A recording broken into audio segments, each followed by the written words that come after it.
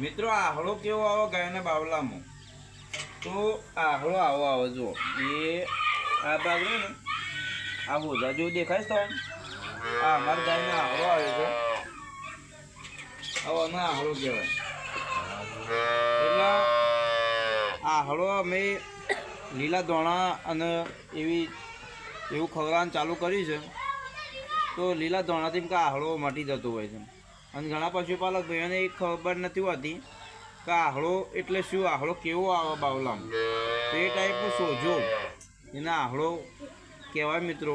એટલે અમારા ગાયનો આવ્યો છે એટલે અમે લીલા ધોણાની દવા ખવડાવીએ છીએ તે એવી દવા ચાલુ કરી છે. હવે શું ફરક લાગે છે લીલા ધોણા ખવડાવવાથી, જો અમારી ગાયને ફરક પડશે તો તમને બતાવશું કે ભાઈ અમારે લીલા ધોણા ખવડાવવાથી ગાયમાં આહળો મટી ગયો.